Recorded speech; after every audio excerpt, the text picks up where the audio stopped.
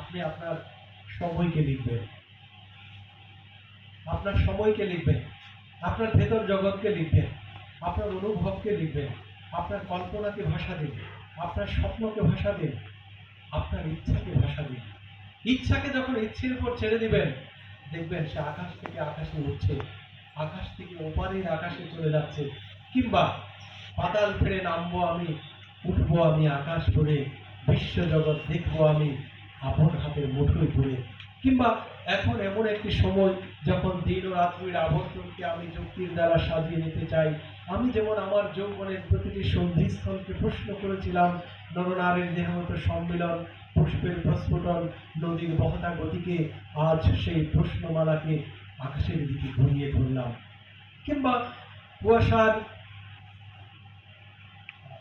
কুয়াশার সাদা পর্দা দোলাতে দোলাতে আবার আমি ঘরে ফিরব, শিশিরে আমার পাজামা ভিজে যাবে, চোখের পাতার উপর শীতের বিন্দু জমতে জমতে হঠাৎ নির্লজ্জের মতো উঠে আসবে লাল সূর্য, পরাজিতের বদন, মুখের উপর রোদ নামলে সামনে দেখব ছড়ানো ছিটানো ঘর বাড়ি, গ্রাম, জলার দিকে বকের ছাঁ পড়ে যাচ্ছে। তারপর দারুণ ভয়ের মতো ভেসে উঠবে আমাদের আটচালা, কলার ছোট্ট বাগান, দীর্ঘ পাতাগুলো না না করে কাঁপছে। বৈঠকখানা থেকে আব্বা আমাকে একবার দেখে নিয়ে মুখ নিচু করে পড়তে থাকবেন, ভাবিয়া গিয়া রায় রব্বিকুমা তুকাল দেবান। বাসি বাসন হাতে মা আমাকে দেখে হেসে ফেলবেন, ভালোই হলো তোর ফিরে আসা, তুই না থাকলে ঘর বাড়ি কেমন শূন্য হয়ে যায়, হাত মুখ ধুয়ে আয়, নাস্তা পাঠায়। আমি মাকে জড়িয়ে ধরে আমার প্রত্যাবর্তনের লজ্জাকে ঘষে ঘষে তুলে ফেলব। এই তো সময়। দেখুন, তিনি তার সময়কে ধারণ করেছেন, তার সময়কে তিনি তখন লিখে ফেলেন, এই সময় হয়ে যায় মহাসময়ে। আপনি আপনার কালকে লিখে ফেলুন, সেটি হয়ে যাবে মহাকালে। দেখুন, কাজী নজরুল ইসলাম যখন বিদ্রোহী কবিতাটা লিখছিলেন, তখন তার বয়স হলো 21 বছর, শেষ প্রান্তে, প্রায় 21 বছর বয়স। ডিসেম্বরের শেষ সপ্তাহে তিনি বিদ্রোহী কবিতাটি লিখছিলেন। তিনি তালতলায়, কলকাতার তালতলায় তার বাসা, তার সঙ্গে থাকতেন কমরেড মুজাফফর আহমদ আর কাজী নজরুল ইসলামের সবচেয়ে ঘনিষ্ঠ বন্ধু। প্রথমে তারা দুইজন দু রুমে থাকতেন, পরে একটি রুম ছেড়ে দিতে হয়, তারা এক রুমেই ছিলেন। মুজাফফর আহমদ এই ঘটনাটি বর্ণনা করেছেন, তারা নজরুলের নিয়ে যে স্মৃতি কথা লিখেছেন সেই বইয়ের মধ্যে। তিনি বলছেন, একদিন সকালবেলা আমি 9টার দিকে হাত মুখ ধুয়ে এসে নাস্তার টেবিলে এসে দেখি নজরুল বসে আছে। আমি বিস্মিত, কারণ নজরুল এত তাড়াতাড়ি ঘুম থেকে কখনো উঠেন না। আজ কি হলো, আমি চেয়ে দেখলাম, চোখ দুটো লাল, সামনে ছড়ানো অনেকগুলো পৃষ্ঠাগুলো পেন্সিলে লেখা। আমাকে দেখেই বললেন, মুজাফফর, কাল রাতে একটি কবিতা লিখে ফেলেছি, শুনবে? আমি শুনবো কি শুনবো না, এই মতামত ব্যক্ত করার আগেই নজরুল শুরু করলেন, বলো বীর, বলো চির উন্নতম মশির। আমি শুনছি, আমি শুনতে শুনতে বিস্মিত হয়ে যাচ্ছি, এসব কি? এরকম কবিতা তো আগে শুনিনি আর কখনো। নজরুল পড়ে যাচ্ছে এক নাগাড়ে, কখনো নিচু হচ্ছেন, কখনো উপরে উঠছেন, চড়ে যাচ্ছে যার কণ্ঠ, কখনো দ্রোহী হচ্ছেন, কখনো প্রেমিক হয়ে যাচ্ছেন। আমি গোপন প্রিয়ার চকিত চাহনি, ছল করে দেখা অনুক্ষণ, আমি চপল নিয়ে রে ভালোবাসা, তার কাকুন চুরির কনকন। একজন বিদ্রোহী এভাবে প্রেমিক হচ্ছে, আবার মানে শত্রুর সাথে গলাগলি, ধরে মৃত্যুর সাথে পাঞ্জা, এমন হচ্ছে। তিনি দীর্ঘ সময় পরে থামলেন, আমার দিকে চেয়ে আছেন, আমি কি বলি, কিন্তু আমি এমনই এক হতভাগা, আমি সামনাসামনি কারো উপর প্রশংসা করতে পারিনি। সেদিন নজরুলেরও প্রশংসা করতে পারিনি। নজরুল মর্মাহত হয়েছেন ভীষণ রকম। তবু আমি শুধু এটুকু বললাম, একটি অন্যরকম কবিতা, এই বলে আমি বেরিয়ে গেলাম। দুপুরবেলা যখন ফিরে আসলাম, তখন দেখি নজরুলের চেহারা আরো আরো উদ্দীপ্ত, এবং এর মধ্যে অনেক সম্পাদক এসেছেন, বিজলি সম্পাদক, মুসলিম ভারতের সম্পাদক এসেছেন। তারা এই কবিতা কপি করে নজরুল হাতে কপি করে দিয়েছেন, সেই কপি করে নিয়ে গেছেন। তিনি বিদ্রোহী কবিতাটি লিখেছেন পেন্সিল দিয়ে। কেন? নজরুল সবচেয়ে দামি কলম দিয়ে লিখতেন। তখনকার লেখার সিস্টেম ছিল দোয়াতের মধ্যে কলমটি চুবিয়ে লিখতেন। নজরুলের হাতের লেখা দেখলে আপনারা বুঝবেন যে কেমন দামি কলম ছিল, ফাউন্টেন পেন যেটা, এবং কলমের উপরে পাখা থাকতো।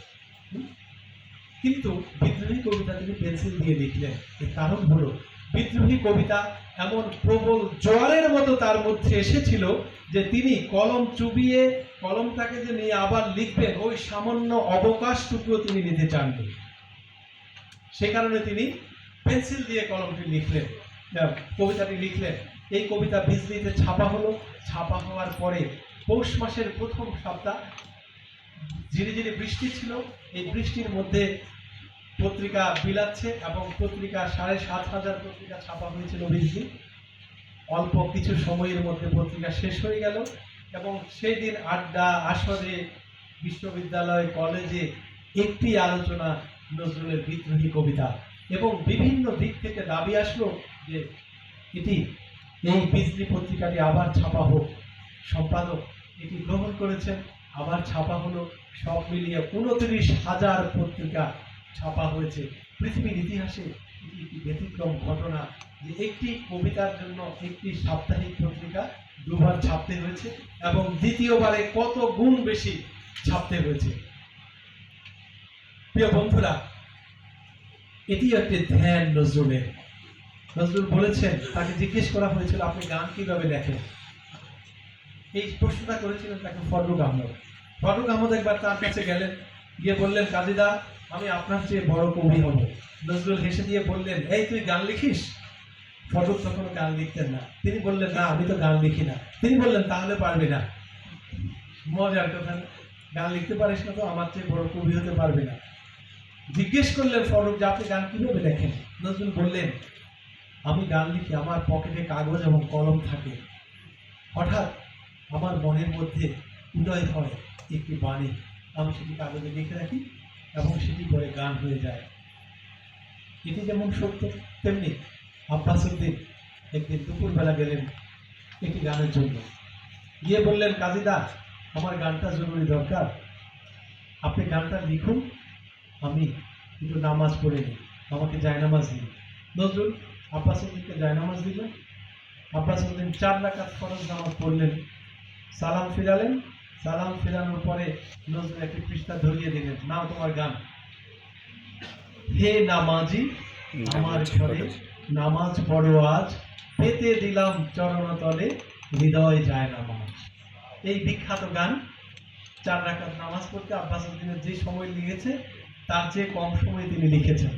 নজরুলের একটি কবিতা আছে খেয়াপারের তরণী, যাত্রীরা রাত্রিরে হতে এলো খেয়াপার। হ্যাঁ, এই কবিতাটা পড়তে কয় মিনিট লাগবে? ৫ থেকে ৬-৭ মিনিট। তিনি ৮ মিনিটে কবিতাটি লিখেছেন। সৃষ্টি সুখের উল্লাসে কবিতাটি কয়েক মিনিটে লিখেছেন এবং এক টানে, কোথাও তাকে থামতে হয়নি। তার হাতের লেখা আছে, আপনারা জাস্টিফাই করতে পারেন, কোথাও কাটাকাটি নেই। আজ সৃষ্টি সুখের উল্লাসে মোর, মুখ হাসে মোর, চোখ হাসে মোর, টক বগিয়ে খুন হাসে আজ সৃষ্টি সুখের উল্লাসে। এই যে প্রবাহমানতা, রবীন্দ্রনাথ ঠাকুরের যে এটি কবিতা,